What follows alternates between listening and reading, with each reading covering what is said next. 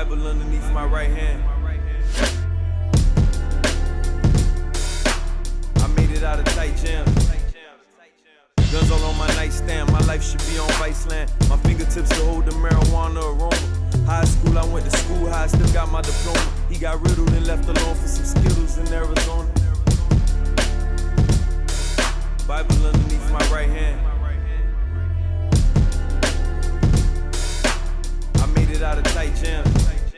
Uncreative Radio. This is my good friend of, I actually don't know how many years. What year is it? 10 years. Has it really been 10 years? It has been 10 years. I put a date on our calendar when we first met because you made me.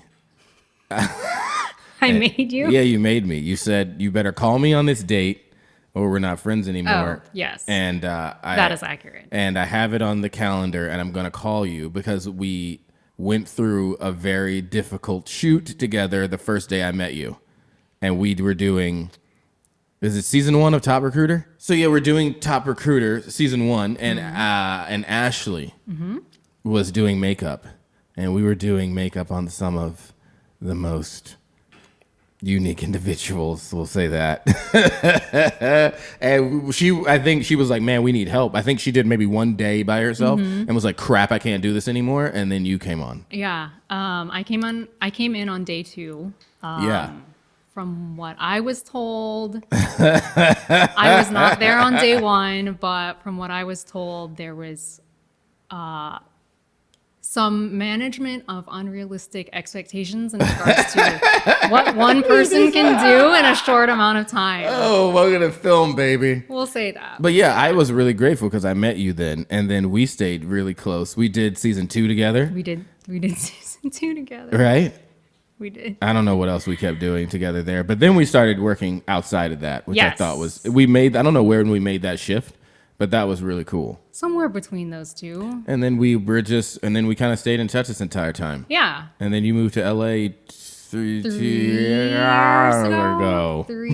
Almost 4 years ago. Yeah, man. So tell me about the nature of the makeup industry in LA during COVID time. Because you guys are, I assume you're linked to us. So if we're not working, you're not working, or yeah. I mean, I would say it's honestly probably even a little worse because Florida's like the Wild Wild West, and California's like slightly overregulated, depending on who you're talking to. Yeah. So do you think it's slightly overregulated? I don't, honestly, okay. But I am also in a place of financial stability, so I can say these things, and I feel fine not working. Yeah, but I know many other artists who are not financially stable or have kids or have whatever financial obligations. And so for sure, it becomes hard. Do you think that, like, what's the balance between Florida and California? Like, Florida is like, you know, I think Florida was, even when Florida was closed for 2 weeks, it wasn't really closed, but yeah. Like, what do you think? Where is the line? Because then California's like California recently closed down just a little bit ago, and you're just kind of reopening a little bit now. Yeah. Do you feel like it's overdone, or do you feel like? I mean, I feel like, to be honest, California is shut down. There have been people shooting this entire time. Yeah, so of course. It's not like not like no one's working. Of course, but of course. There are things that are going on. People were working on the sly. Because they were working on the sly, things had to be smaller. Things were not as big. There have also been legit things that have been shooting the entire time, and they've been taking major precautions. So, like, I am comfortable, honestly, with the way that California is doing it because they're taking all these precautions. And I feel like when it comes to public health personally, and I'm from a biology background, I feel like it's slightly better to take precautions. But you've always been kind of a health kind of freak. I have. So this is probably like, you're probably enjoying all this. I mean, so... like a little heaven for you. It's just, I come from a science background. If you don't know about me, I come from a science background. I got a degree in marine biology, and I've actually worked in a biohazard level 4 laboratory before. So like all of this stuff is like nothing. I had to go to work, and I had to wear a respirator, and I had to decontaminate and disinfect all these things and whatever. And that was just part of my daily work. And so to see the things about wash your hands, make sure your mask is over your nose, and little things like that. I'm like, to me, it's common sense. What was the worst part through the whole year for you? The worst part was, I'd say, starting to see people work on social media or wherever, and then judging myself, being like, oh, why am I not working? Yeah. You know, and like, oh gosh, well, it seems like everybody's working, and like, why am I not working? Yeah, and like, what do I do? And like, how do I reach out to people? Oh my God, it's been a year, and I'm like, do I even know how to do makeup anymore? It's been like a year since I've touched anybody else's face. Like, all these insecurities come out of the woodwork. Isn't that so? Who do you blame social media for that? Like, because isn't that what you just described? Yes. About working. Mm-hmm. You see somebody else working. You see all these people working, and you're like, why am I? Isn't that the same thing that's happening? Fashion, music, like all over. Yeah, I mean, for sure, it's a problem that's always been there, but I think it was amplified by the COVID-19 pandemic. And the thing with the pandemic is that everybody, to some degree, was shut down at some point. Right. And so this is a great equalizer in some sense, in that like it happened to everybody. We're all going through this together. And so there was a point where most people were not working. Right. And so it's not like it's different from before the pandemic, in that, like, you know, there were steady streams of work. People were continuing to work here and there. You know, they had their own jobs, they had their own lives, whatever. But this is kind of like everybody had a forced stop. Yeah. And so to have everyone come from this forced stop, where you're then, you know, taking the time, or being forced to have the time to really get into your own feelings and like analyze yourself, and then start to judge yourself based on other things that you're seeing. Like, the intensity, I feel like, was more. Let's talk about something that you and I personally always talk about, but we haven't been able to talk about it on the internet. Oh God, what are we going to talk about? I don't know. I want to talk about the fact of when people or clients do not want to hire a hair and makeup person. Like, this is probably the thing for me that bothers me more than anything. Yeah. For me as a filmmaker, it's like the subtle things of lighting, wardrobe, and hair and makeup is more important to me than anything I'm shooting with. Talk to me about that. What are your feelings there when people are like, I'm gonna come here and makeup ready, or blah blah? Okay, well, let's have this dialogue for the people. Yes. Okay. Have this dialogue for the people. Okay. Some education. Do I want to get hired after this? Yeah. That's, I guess, the question. How truthful of an answer do you really want? I'm shocked by people that always say, I'm not going to do it. It's true. In my experience, and most other hair and makeup artists that I know, we are usually one of the first areas on the budget to get cut out. Right. In the pre-production stages, everybody's like, oh yeah, we're going to have this crew and that crew and hair and makeup and wardrobe and all these people and stylists, blah, blah, blah, blah, you know, whatever, all these things. And then the numbers start coming in and everybody's like, ooh, you know, and then it's like, oh, well, where can we cut back? Well, it's not going to be, you know, or it is going to be the production crew also, but, you know, they're going to cut back here and there, little things here and there. But then, like, what's a hair and makeup or a stylist rate compared to production rate? And so we unfortunately get kicked to the bottom of the totem pole. It's really shocking to me. It is very shocking, and you just made it all look a lot worse. It's interesting because, like, I think, and you and I talked and beat this horse to death for sure, but you know, there's, like you said, there's details that you and I see that not everybody else sees, not everybody else is aware about. Right. And when you have the finished product, when there's no hair or makeup, oh boy, it makes a difference. And sometimes clients don't understand that difference until they see it literally in front of their face. Right. There are some clients that I think just have a hard time conceptualizing, right? They need, I kind of want A, B, and C. They need to see A, B, and C. Right. In order to know that it does or does not work. Right. Like, they can't, like, in their mind be like, right. You have no imagination. Maybe if we do E, F, and G, you know. You have no imagination. Exactly. Right. So, what's your thought when people tell you, like, I know how to do my makeup. I'll just come here and makeup ready. Like, so that's always tricky. because everybody's version of hair and makeup ready is different. Yeah. Right. So like my version is different because I'm a makeup artist. Like before the cameras were rolling, I was touching myself up and I was asking you for shots of like how I looked on camera and I adjusted and all this other stuff. But that's because that's how my eye looks at things. But have you ever like when the regular layperson comes in, and especially with the typical Instagram type of glamour that's popular online right now, those like super highlights of the gods and all the dewy skin and all the other stuff, like they read different on camera than they do in real life. Right. And so that's, that's not always a great thing. And I think also depending on what kind of production it is, hair and makeup ready can mean different things based on what the production is. Right. If it's hair and makeup ready for a freaking Real Housewives performance and the Real Housewife lady has a makeup artist that comes to her every single day, then for sure she's probably going to come to hair and makeup fine because that's how she lives her life every day. If you have someone coming hair and makeup ready to a period piece movie that's set during the Regency era, you know, like how are they going to know unless they physically look up on their own accord Regency era hair and makeup styles? But even if they did, that's my point. Yeah. I'm just saying, has anyone ever showed up on a set that you've been on that you've like, oh, you look great? No.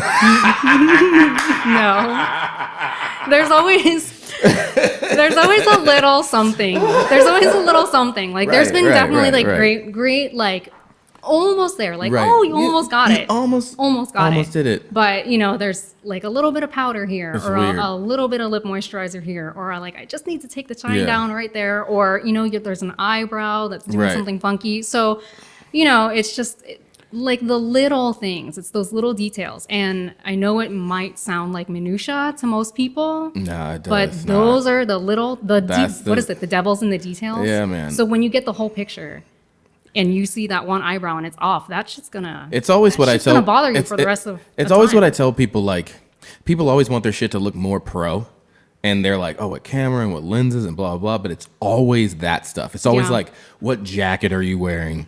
How does a man?" What jacket am I wearing? Jude with jackets.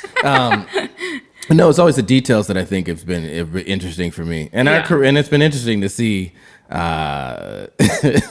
It's been interesting to work on different clients, and you and I kind of catch each other's eye when we're seeing something that we know isn't like being done right. But those are the fun moments that I think that journey that we've been on through this whole production game. Yeah, I feel like that's like set life. Yes. Like it's just that understanding of like. I know what we're going through, right? There's a shit show that's happening right now, but we're not going to act like it's a shit show. Everybody hold it together, and we'll just drink ourselves into a stupor once we're wrapped. Right. Yeah, that's it. crew life. That's it. Basically. Like things like that, like, what is it? I mentioned it. What was the term? I talked about it before. Baptism by fire. Yeah. That's why you and I will be friends for fucking forever. Sure. Yeah. Because the things that we've gone through and things that we've seen, we just can't unsee. We can't not experience those things. Like those things will never be written off in history. So you see this Meghan Markle thing? I've heard a little bit about it. I have not seen the interview, but I've heard a little bit about it. I don't watch the interview either. What do you think they were racist? I don't really know them or follow them enough to say that, but the royal family, right? It seems. Here's the thing. Here's the thing. Do you believe Meghan? Because there's a whole group of people. Like you see, Piers Morgan left the. Oh yeah. He quit over, and he didn't believe Meghan, and look, do you believe her? Or do you think she was lying to Oprah? I would believe her. I believe her too. I would believe her. I have no reason to not believe Here's her. That's the thing. I have no reason to not believe her. Yeah, but even if you did, okay, like think about this. This girl was on Deal or No Deal, right? She was a suitcase girl, right? And then she became a princess of England. Mm-hmm. Why would you ever not want to be a princess of England? Like, so think about the things that would make you have to walk away from all of that, right? So I don't know. That to me, it seems like. They probably said some fucked up shit. Yeah, I mean, and this is just the gullible person in me. I like to try to take everybody's word as truth. until otherwise. Yeah. You know, and that's like the, I don't know, it's like the sweet thing about me, but also the stupid thing about me. Does your bullshit meter go off though? Like, do you have a bullshit meter? I do, but you try to fight it. I still try to like give people the benefit of the doubt. Yeah. Do you think that people are inherently good or inherently bad? I think most people are inherently good. I think so too. I think for sure there are some people who are inherently bad, of course. like psychopaths and sociopaths and whatnot. Not psychopaths. Sociopaths, I think, is the one. I'm not There's sure. a lot of bad people, period. The terms. Yeah, there are some people through learned or unlearned behavior who I think are inherently bad. But I don't think that that's the majority of the population. And I don't think that that's who we should be judging people on. Do you think the majority of the population right now, because obviously there's a massive divide in the country, like with... Really? Yeah. I don't know if you know this, Jude, but some people, like, they don't agree with anything. I had no idea. Okay, so you're trying to... Can you see the good in everyone, or is there some people that you just can't do it? No, I definitely can't see the good in everybody. Like when you hear like space lasers, do you like, okay, let me maybe she saw something in space. It looked like a laser. And she was an astronaut, or are you just like, that's horseshit? That's horseshit.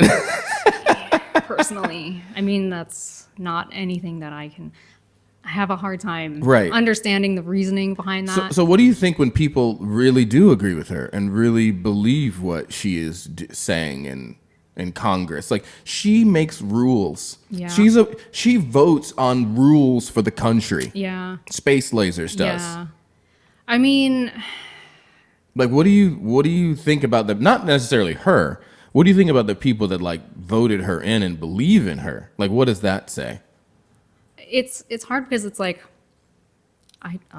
like I said, I try to give people the benefit of the doubt. I don't know who these people are, what their backgrounds are, what their belief systems are, how they were raised, what things are important to them, the experiences that they've had in their lives. Like, all of these things have molded these people into who they are today, and what they believe in and what they don't believe in.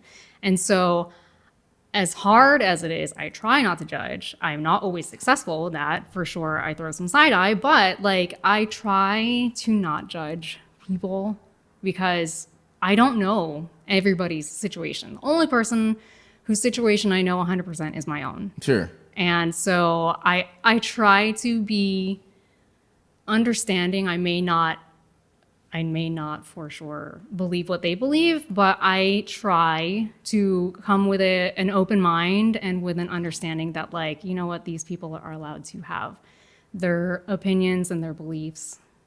But it's hard. No, like, I think flat earthers and stuff, I have a hard time too. No, I think that's like good. I think people having their own opinions is a good thing. But if we can't agree on facts, then I think we have a real big problem. I mean, I have a hard time. Like, if we're not going to agree on a fact, like, yes. If we're not going to agree that this car came and hit that kid and he died, if we can't agree on that with, like, video evidence, if we can't agree on that, then I think that's the dangerous place that we're in. I mean, I believe that 100%. Like I said, I come from a biology background. So, like, for example, I learned about climate change many years ago. This is not a new thing. It is not a hoax made up by the Chinese or whoever it was. Like, climate change is a thing. But there's a ton of people that say it's not a thing. There's a ton of people that say it's not a thing. And a ton of people say, some people are saying it's not a thing. Some people are saying it's not important. Mm-hmm. And then some people are saying, like, well, it's not important for us because we're not going to be here whenever it matters or whatever. Mm-hmm. Like, that's what I think is the scary part of living in this world. It is scary, but I guess we also have to think about, like, what, like I said, what's important to some people. Some people are literally trying to survive day by day. Some people have, they're trying to figure out how to put food on the table for themselves or for their kids. They're trying to, it's a question of, do I pay for my insulin or use my insulin, or do I eat tonight? And so, like, some people just don't have the mental capacity to even come to those conclusions about things, because it's just not, they're so focused on surviving, or they're so focused on whatever it is that their life is going, whatever it is that their life is doing, that they can't. I definitely think that people have to see, like, everyone's own individual situation is like a really big deal. Yes. And I think when you like if you're expecting someone to fight for climate change that's in a fucking food line, like you're out of your goddamn mind. You're out of your goddamn mind. It's hard. And I mean, you know, I can't ask anyone again, like with advocacy. And I had this discussion with one of my really great friends. 'Cause, you know, 2020 and 2021 so far have been very divisive years, I guess, right? There's a lot of shit that's going on. And one of my friends was talking about how she wants to advocate for something that she feels strongly about, but she hasn't made that choice yet, you know? And she's like, I feel bad, you know, I want to say things, but I don't, and I'm, you know, whatever. And I'm like, you know what? Like, don't beat yourself up. Like, you're dealing with a lot right now on your own life. Like, yes, if it's important to you, then advocate for it. But like, give yourself some grace, give yourself some compassion. And like, if that's not something that you can even fit on your table, like, work on what's on your table. Sure. First. Do you think any of that shit matters? Like, do you think like people like, you know, because like a lot of the black square shit, like, you know, was just fucking performative. Yeah, like just bullshit. And there's a lot of performative advocacy. That's a lot of it. Like, and obviously there's real advocacy going on, you know, from people that really get involved to do shit. Mm-hmm. But then there's a lot of it by like, well, I'm just gonna like, I put a story out on Instagram. I like tagged people. Do you think that's effective, or do you think like? I mean, like I don't like. There's a cause for everything. Like there's awareness about fucking everything. Yes, just like there's a national whatever day of everything. There's no month that isn't taken up by like 15 things. Yeah. You know, like this is National blah blah blah month and blah blah blah and you know, so there's a ton of awareness. Do you think that we have so much of it that we don't hear anything? Oh, like it's too much white noise at this point. Because I don't know. Is it? I don't know. I just think that like I don't know. I don't think so.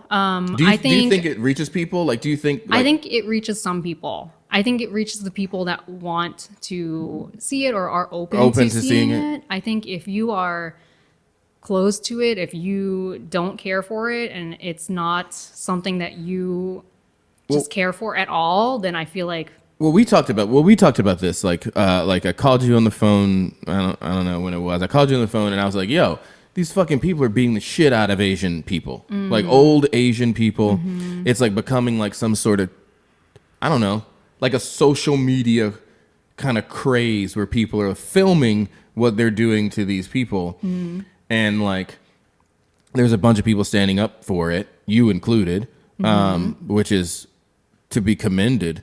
But like, do we think is it cutting through? Like, are people hearing, or is it just like the same struggle that black people and brown people and women have been on since they were put on this planet? And like, if our level of, like, if you think about black people and their protests, and just look at 2020, that's not.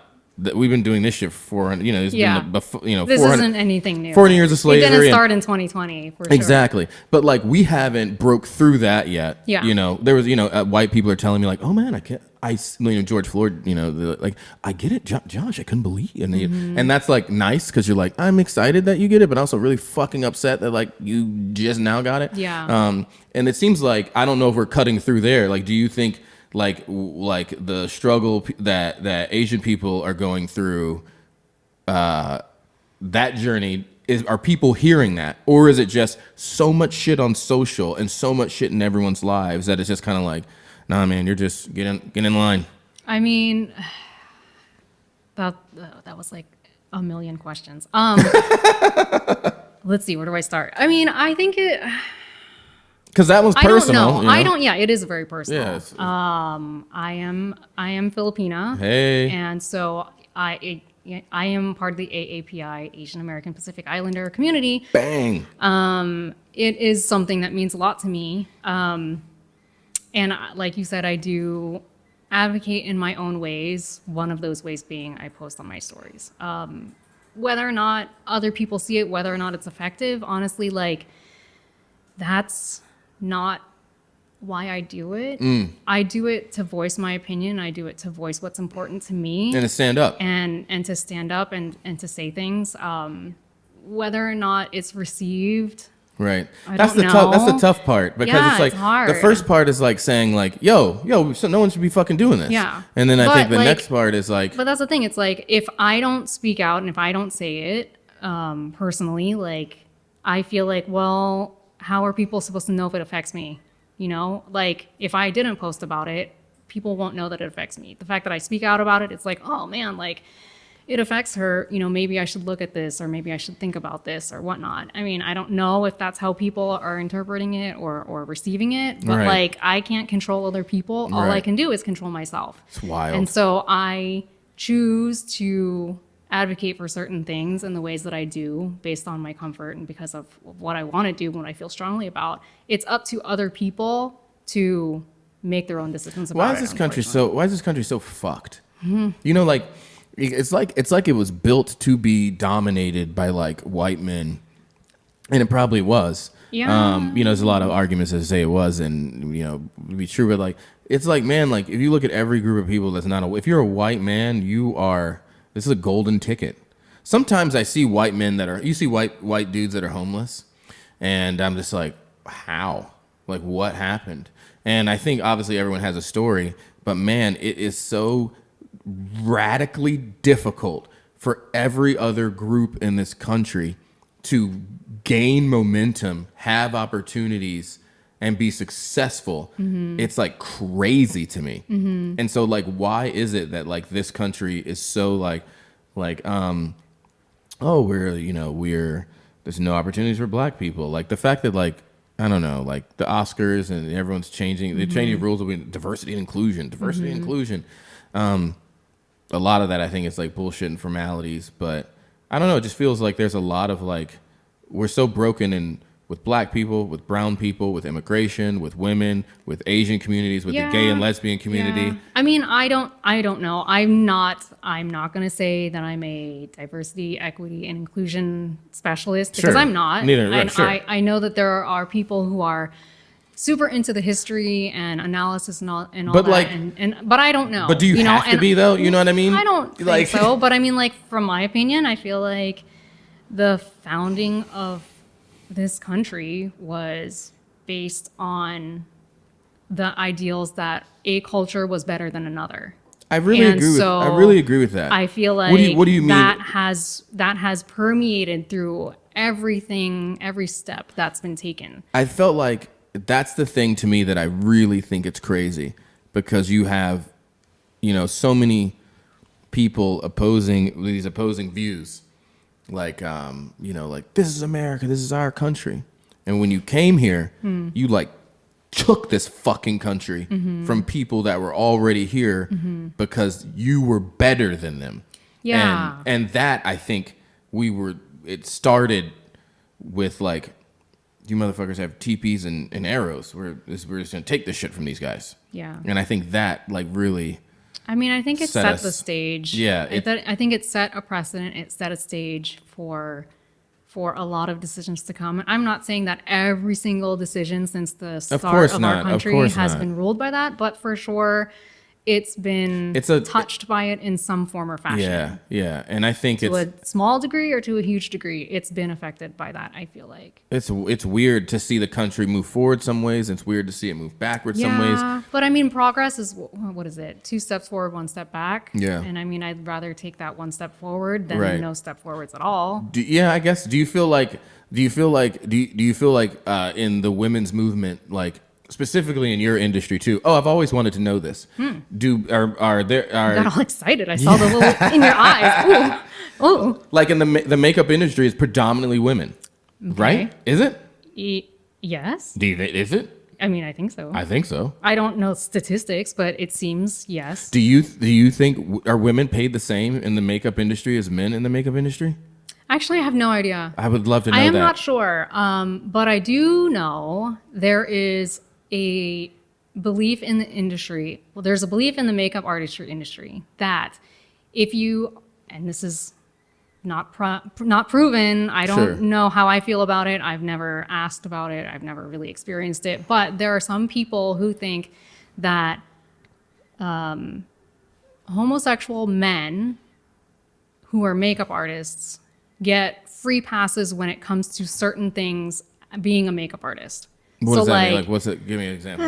I don't even know. Let me think. So an example, like on set, a hair and or makeup artist who's like a super flamboyant, you know, person, gay guy, whatever, you know, like super flamboyant, like they're allowed to throw a tantrum and cause the client to cry, but be welcomed back to set the next day. Whereas if a female makeup artist were to try to do that, we'd be kicked off within an hour. Why do you think that? I don't know. I mean, that's what some people think. That's what some people have experienced. I don't know how I feel about that. Right. I honestly, like, I don't really know. I'm not sure how I feel. I'm always so interested. I'm always so interested I just when think I find out. That's like an interesting thing that I've heard. Yeah, I'm always interested when I see like I know like I was interviewing someone actually here about how like the female models are paid more than male models. Yes. You know, I was like, I'm so interested in the field. Did you not know that? No, I didn't. I don't know. You know. Yeah. Yeah. And our agency pays the same thing to who, you know what I mean? Good for you. But how would you not?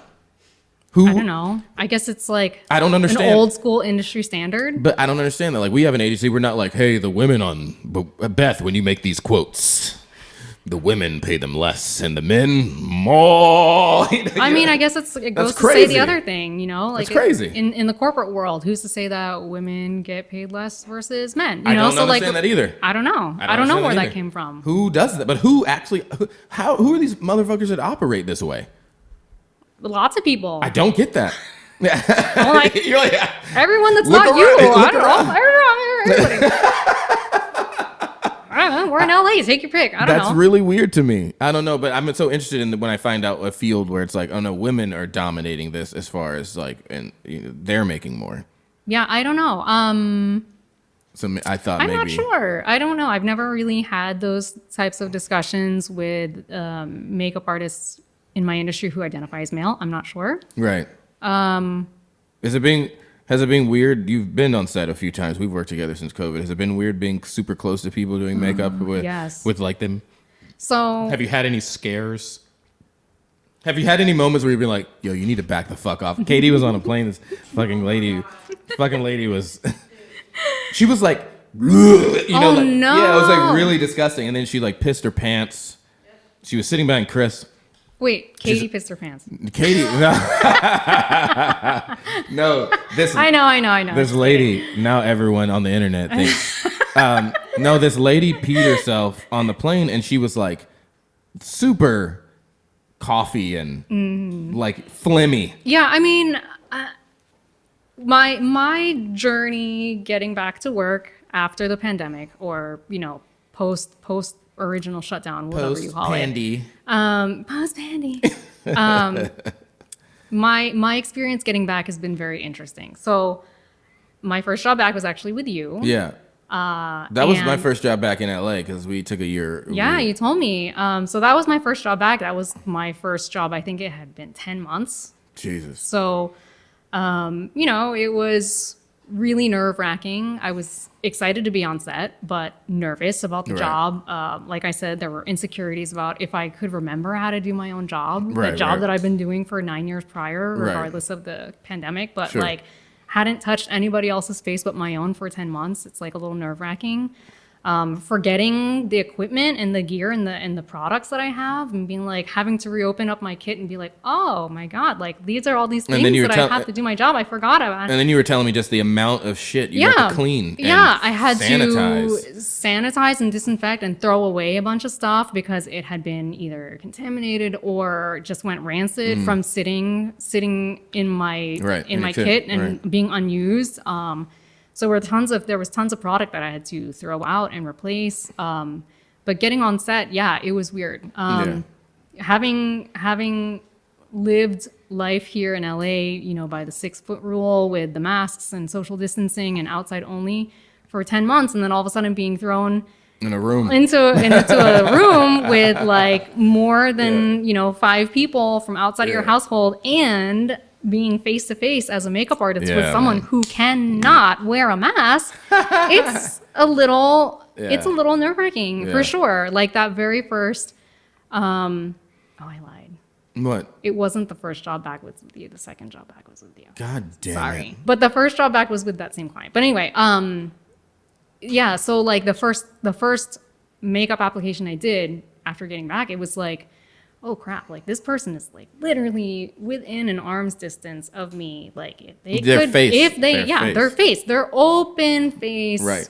They're talking or they're not talking, if they're breathing, like if something were to happen, if this person has COVID, if they're a asymptomatic carrier, if some little piece of spit goes back into their throat and they accidentally cough, that's freaking COVID in my face, you know? So it's like COVID face. But all I can do is take my own precautions. All I can do is wear my mask, wear my face shield, look like I'm a freaking biohazard lab worker again. You did. Yeah, but I mean, like, all I can do is protect myself. I can't control other people. I can't control if they test before a shoot. I can't control if they socially isolate after that test is done. I can't control the precautions that they've been taking. So all I can do is really take the steps that I can to protect myself and hope and pray that they also do their job. Yeah, Kai, as you edit this, put up the photos of Jude because she looks like a fucking Ghostbuster in this shit. Like right now, just wanted people to see what you looked like.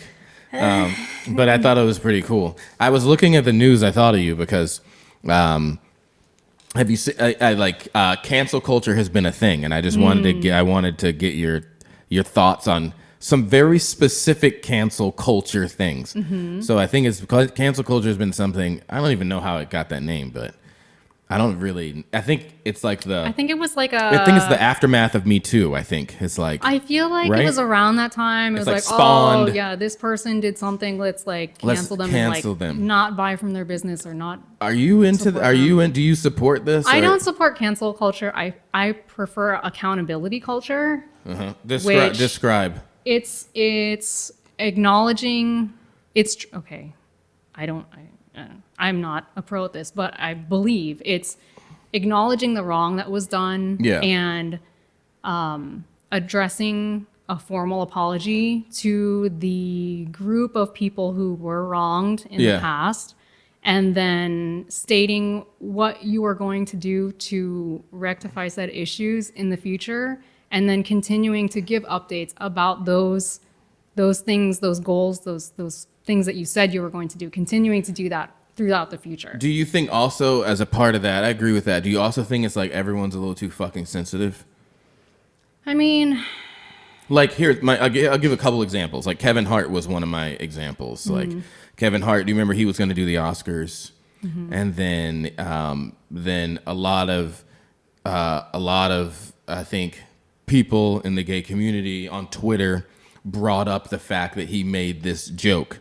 And the joke was years and years ago. Mm-hmm. And the joke he said was like, oh, if my son came home and did something gay, I would pick up a dollhouse and bash it over his head and say, son, that's gay. Mm-hmm. Now, a long time ago when that joke came out, obviously, you know, say what you want about that joke. It's a joke. Mm-hmm. Like Kevin Hart's really not going to pick up a dollhouse and break it over his son's head. Mm-hmm.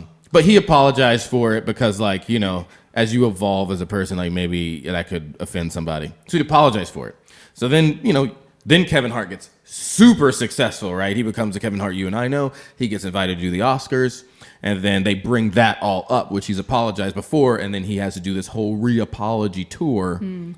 Do you think that's good? Or do you think that's and then also we rob the world of Kevin Hart doing the Oscar, and then it's like we kind of to get him. I don't know. Like it's hard because I feel like I feel like it's kind of a personal question, right. Because I was personally not. I wasn't. You didn't feel some type of way, right? Yeah, I mean, I didn't like it. I didn't like the jokes that he had made before. Like seeing about them, I'm like, that's not really appropriate. And yes, it was a long time ago, but at the same time, it wasn't that long ago. Like it was still within our lifetimes. But I wasn't of the targeted demographic, and so I support the targeted demographic that he joked about and whatnot. And so I'm not comfortable because I know it makes people that I know uncomfortable, but I feel like that's not my place to to say. I mean, like, I don't know. I'm just not sure. I feel like it's hard. I think for me personally, what makes it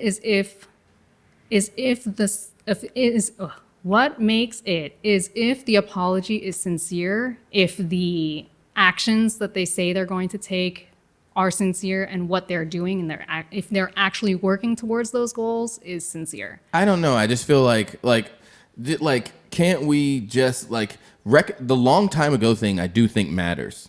It matters because I'm not saying you just say, hey, it was a long time ago and it doesn't matter. But I am saying America had a very bullshit like culture about it, where we were allowed to say some really offensive things. Mm-hmm. Like in 2008, in the trailer of The Hangover, the star actor Bradley Cooper in the trailer says faggot. Oh yeah. In the trailer. Yeah. 2008. Mm-hmm. And like, so I think like that word for me growing up was not an offensive word. Oh, that was really? that was just a word you said like when you were making fun of your friends. Mm. But, you know, as you get older, you realize that like, oh shit, that is a word you should never say. Mm-hmm. But there was a world where we lived in where that was the trailer to advertise for a major motion picture. Yeah. I mean, right? When you think about it, the world is constantly changing, right? Like there's only one constant in life, and that's change, you know? And I would like to say things hopefully will change for the better. And the only way things will change for the better is if we hold ourselves accountable for the things that we had done wrong in the past. I just feel like we're getting too sensitive. Like everyone's like John Wayne said some racist shit. Well, John Wayne was born late? Didn't John Wayne like 1919? I mean, of course he said some racist shit. Like, of course. There's something to be said about the time and the era and the social mores that were normal during those times. But I just feel like there's times like I could say something to you and it may not come out the right way. Mm-hmm. And you could be like, yo, Josh, what the fuck? And I could be like, oh man, my bad. I'm sorry. That came out the wrong way. Mm-hmm. And we move on. And we are friends, and but that's because we carry on. But that's because you and I are friends, and we have a commitment to our friendship. And so you and I are willing to have these uncomfortable but important conversations. But I'm just saying, like, I think everyone has had moments where they said something that they didn't mean. Yeah. So why can't I apologize and move on? Why do people need to be canceled is what I'm saying. I don't think that they should be canceled. I don't know. I don't know That's what's happening. You saw Justin Timberlake. Did you see this thing with Justin Timberlake with this Britney Spears documentary? No. You didn't see this? No. You don't know about this Britney Spears thing? No, I mean, I know about the Free Britney thing, but I didn't know. So Justin Timberlake came out and apologized on Twitter, this whole thing to Britney Spears and like Janet recently? Jackson. Yeah. Oh, okay. Like, because they're canceling Justin Timberlake. Oh. Yeah. Anyway, so I was like, why did Justin Timberlake do? Mm-hmm. So in the documentary, here's what Justin Timberlake did.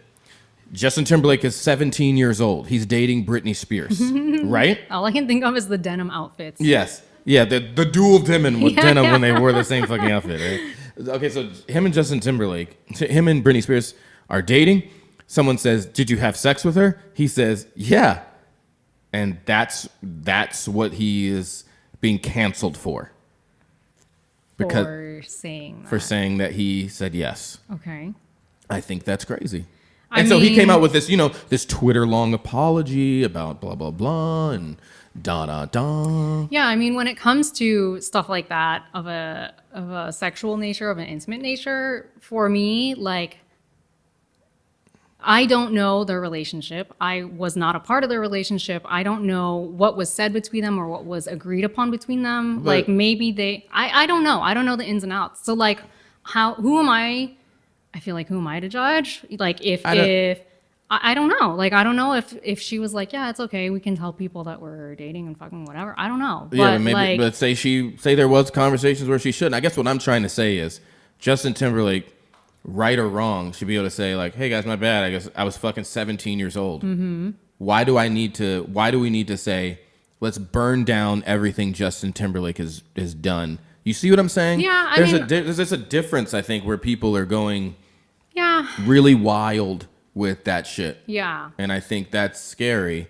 And then also, I think it's because there's a lot of anger. And I think what people did to Britney was, the same. I think she went through all this horrible shit and people treated her like shit her whole fucking life. People are continuing to treat her like shit. Yeah, I mean, I think Britney Spears is a fucking awesome artist, and she changed the game a lot for a lot of people. And I think people, like, she was the original. She got slut shamed like nobody's business. But I don't know. I just feel like I feel like cancel culture is getting to a point where it's just like, Jude, you said something wrong. Cancel her. Let's get rid of her. You know, and it's like, no, Jude, we're allowed to we're humans. We have to be allowed to say things. I think that's the thing. I feel like the faster we can get people onto an accountability culture versus a cancel culture, the better. Do you think? But I think it's just easier and more, I don't even know if it's trendy, but it's easier and it's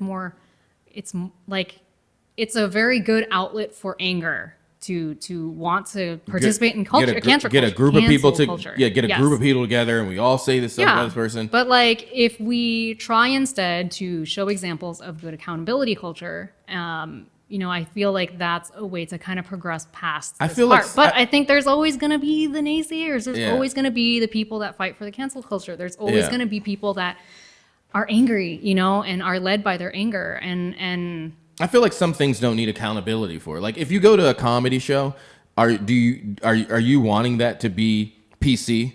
Like, if you go see Eddie Murphy or you go see Dave Chappelle, are you be like, I'll laugh, but if he talks about blah blah blah, that's inappropriate? Fun fact: Dave Chappelle and I we share the same birthday, not the same birth date. I'm just gonna put this out there. Dave Chappelle.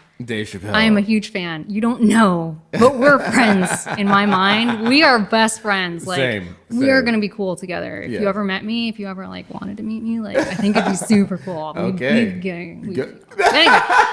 All right. So Jude really is personally, no, I am. Personally, I don't expect them to be PC, but I also feel like, and especially with Dave Chappelle, I've been following his career for a very long time. I feel like he's very candid in regards to his, especially now with his beliefs on things, and he's been coming out with a lot more, I guess, groundbreaking, in my opinion, kind of groundbreaking material, in that I've never seen a comedian putting out the information that he has. He's Dave. He's a fucking goat. Yeah, he's super educated. But my point is, whatever. But it's I would not expect that of him. I also know that he's not doing it maliciously. Yeah, but Dave has a joke in his recent specials, one of his recent specials, where he's like, I don't know. He's like, Michael Jackson sucked your dick? He's Michael Jackson. You know what I mean? He's obviously, that's what I'm saying. People had a huge problem with that joke. To me, I'm going to see Dave Chappelle because I want him to go push the limits. I don't want Dave Chappelle to apologize and be held accountable. I think he talked about it once. I think he talked about it in something. I don't remember what it was, but he was talking about how. No, you're He was talking about how, sometimes it's good to laugh through the hard issues. Yeah. Because the hard issues are fucking hard. And so one of the ways to kind of make that issue not so hard is to really inject a different sense of perspective, or, laugh about things, but then really understand that they are still sensitive topics. But it's like freaking, I don't know, an embarrassing moment for yourself. If you trip and fall in front of a bunch of people, if you can't stand up and laugh at yourself, you're going to be haunted by that for the rest of your life. But Dave is historically, Dave's never apologizing for anything he's ever said, no matter who has said that they're offended by it or whatever. I'm saying there has to be some sort of internal look at yourself and say yo, man, I'm in a fucking comedy show. That's Dave Chappelle. Yeah. I clearly don't think that he is for raping boys. Do you know what I mean? But I think there's too much on you need to be held accountable, you need to apologize. It's yo, man, I think you need to be less sensitive and chill out. I don't know, who am I can't tell other people, and I can't control what other people do. No, but but just looking at the state of where we are, though. It seems like some people are, extremely sensitive. It seems like some Like, it seems like we're turning into a place where it seems like. But is that a bad thing? Yeah. Is it a bad thing to try to be not offensive to people? No, it's not about not being offensive because you never know when you're being offensive. It's like, no one is coming out of the house saying, I plan on being offensive, I mean, some people are, some people in Congress. But I mean, like, I guess that's what I'm trying to say is like, you are going to get offended and most people are offending you, aren't trying to offend you. They didn't even know they offended you. So I think it's just like, I think we're trending to a place where it's like we're kind of being like, Meet the Joneses, where everyone needs to be like, oh, hello, Jude. I mean, I think it's and it's like living in this robot life. I'm not trying to be a part of that. Yeah, I mean, it's a sensitive subject. It's a hard subject. It's a fine line. There's a gray scale to it. It's hard. I don't know. I want to be around people that like, yo, I fuck up. That's what I do. I am a human being, and you do too. So stop pretending like we need to be fucking flawless here. Mm-hmm. That's what I think the deal is. Yeah, I mean, people are flawed. We're freaking human. But I think we're putting on the show like we expect Kevin Hart to be perfect, which I think is like, okay. I think it's hard to expect anybody to be perfect. But we do. I know we do. Twitter does. Yeah, I get it. Twitter expects you can't say anything or we are going to take away your companies or what you build. Like, oh man. And that's something that our side has built. Our side? Our side. That's from liberals.com. Oh. We did that. Yeah, I mean, like we did that for a good reason, but also it can be taken overboard. But that's the thing. So like we've spent how long on this subject now, right? Like talking about cancel culture. We've spent however many minutes talking about it and like, beating it over and over again. But like at some point we need to then just focus the energy on what does work versus continuing to brood about the issue and what does work though. Like the accountability type stuff, the genuine, sincere want for a better society, But I think everyone does want that. But I don't think everybody wants that. Yeah, but I'm just saying, like, you got a situation where Kevin Hart's like apologized, addressed this issue in the past. He gets this opportunity, and Twitter wants to drag it up again. That's what I mean. Yeah. So it's not this accountability thing. It's like, no, I just want to fucking. That's the world. I mean, that shit sucks. That's the world. It's like, okay, Jude, I want to find out anything you've ever done so I can destroy you. That's what it is. I'm so glad I didn't grow up during the internet age. Yeah, me too, man. But that's what I'm saying. That's what's going on, and I think that's not a good thing that we're doing. It seems like it's. I think it seems like it's a good thing, like you said, but you get too hyper focused on the negatives and the details, and when you hyper focus on those things, you can't see the solution to get past that problem because you're so focused on all the shit that went wrong. You're not focused on how can we get beyond this? How can we rectify this? Like, how can we move beyond and become better?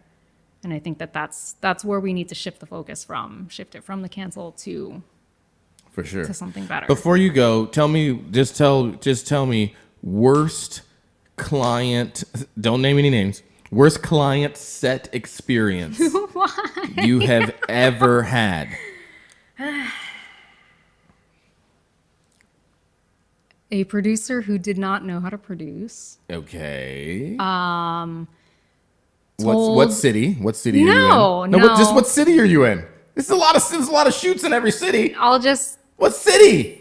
South Florida. Okay, great. Okay. I was told to do one thing in regards to hair and makeup direction. Yeah. Talent was like, well, this is not what I want. And I'm like, okay, well, this is what they told me. And then the producer comes in and is like, what's the problem? And, talent's like, well, they said that it has to be like this. And he's like, no, I never said that. And I'm like, wait, like you literally, I have documented proof in email. Like this is what was said to me. And you're throwing me under the bus. Like that was some shit.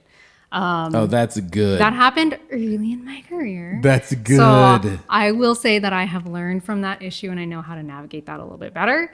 But I've also, I know that is not normal for what happens with. Who is makeup's arch nemesis on set? Like, arch nemesis. Yeah, like camera in the camera world, our arch nemesis is sound.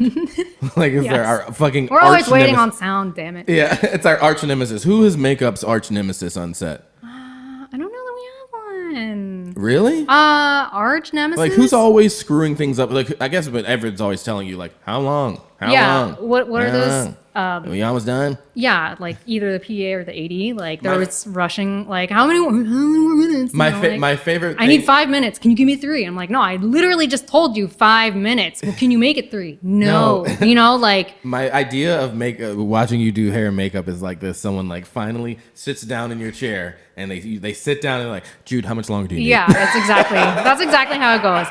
I do have a producer that I work with and she's phenomenal. You know, I'll start working on someone and she'll come over and she'll preface it and be like, no rush. I just want to know realistically how much time do we need? Yeah. And I'm like, cool. When you preface it that way, it doesn't make me automatically, you know, like go into turbo mode. So it's nice. And she's very respectful in regards to finding stuff out. But I mean, you know, I don't know. I feel like hair and makeup is, we're in a special place in the crew in that one of my teachers in makeup school was telling me this. So like cast and on-camera talent are like the head, right? And then production crew and everybody else is the body, and hair and makeup and wardrobe are like the neck. We connect both worlds.